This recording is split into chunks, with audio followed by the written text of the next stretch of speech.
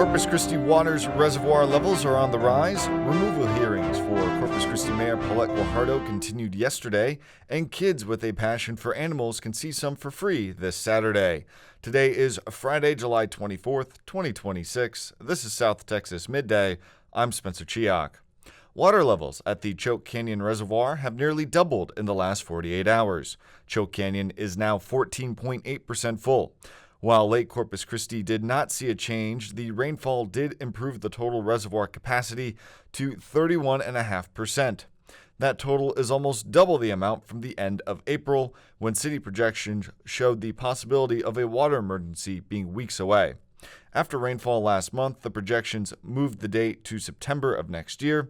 A new projected date has yet to be announced. Corpus Christi is currently under Stage 3 water restrictions. The combined water levels must reach 50% before water restrictions are lifted.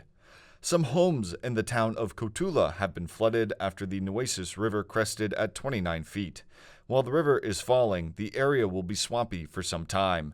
Texas Public Radio's Brian Kirkpatrick reports. The National Weather Service reports it'll take a few days for the water to recede at Cotulla due to the flat nature of the coastal plains, and it will take a long time for floodwaters to move downstream. Corey Motis, a meteorologist at the National Weather Service office in Corpus Christi, also says the dry terrain from a drought that has stretched into several years is soaking up some of it. Just going from Cotulla on the Nueces down to McMullen County south of Tilden there is 4.5 days to go across not even 2 full counties. So it's very slow moving, so they have lots of time to prepare. There have been no deaths or injuries and only a couple of high water rescues, largely due to the slow-moving nature of the floodwaters. I'm Brian Kirkpatrick in San Antonio. During the recent flooding in Texas, there was an additional hazard. Beyond the high water and damage to roads and bridges, in the Rio Grande Valley, there were breakaway bayous. Texas Public Radio first reported on the Department of Homeland Security bayous in March, when experts warned they could become a public safety threat during Rio Grande flooding.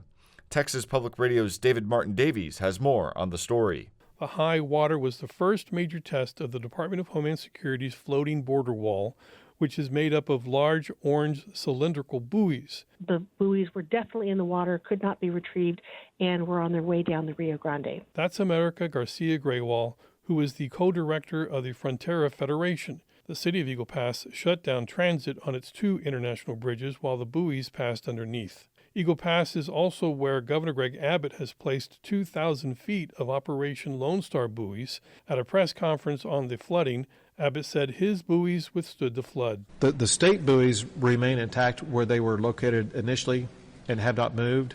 Abbott's buoys didn't float down the river, but Garcia Graywall says she has seen the Texas buoys since the flood, and many of them are damaged and dislodged. The front of the buoys is curled up. It's just kind of curled into itself. And she said the back end of the buoys are not secured, and they are wagging back and forth in the current like the tail of a dog. She said this string of buoys came dangerously close to breaking entirely free, which would have created a public safety hazard. And that's what happened to about 600 federal DHS buoys in the Eagle Pass area.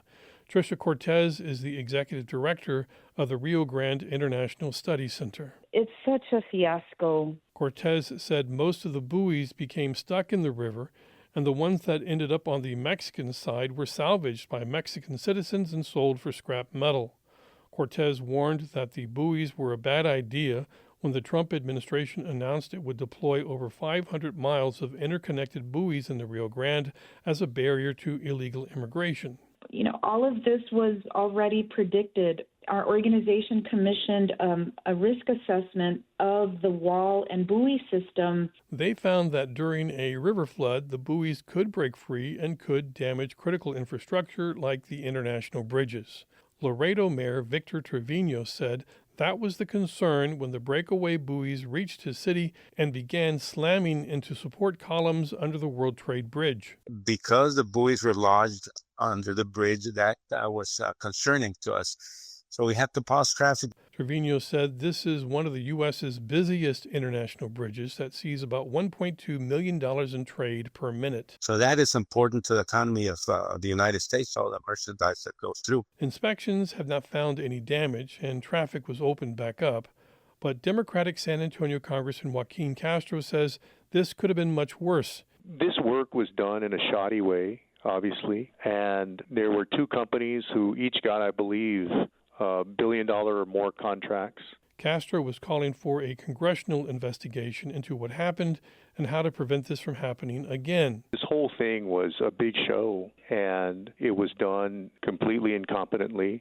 Laredo Mayor Trevino agrees that the border buoys are not necessary because illegal river crossings in the area have become rare, and he's more concerned about the threat of the buoys when the Rio Grande floods next time. This was not a major flood. This was a moderate flood we had here. We can just imagine what with major flooding. In a statement, U.S. Customs and Border Protection said contractors are working to recover remaining buoys. They gave no indication if they would make changes to the floating border wall to prevent this from happening in the future. I'm David Martin Davies in San Antonio. Removal hearings for Corpus Christi Mayor Paulette Guajardo continued Thursday. KEDT's Rob Boskamp has more. Guajardo took the stand in the second day of the hearings with questioning from attorney Doug Allison. Is it your belief that he did not do anything intentionally or deliberately to cover the dates? I can't speak for what his intent was or wasn't. So your answer is you don't know? My answer is what I just said.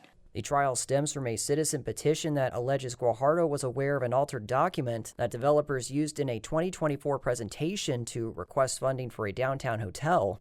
The developers were later awarded $2 million in tax incentives by the city council. Both Guajardo and the developers have denied the allegations. Additional hearings are set for August 6th and 7th.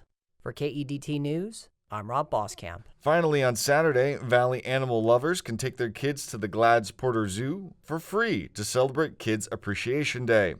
The free coupon can be picked up at any HEB location in Brownsville. This has been South Texas Midday on your community-owned station, KADT and KVRT. I'm Spencer Chiak. Your community arts calendar and more is on its way next.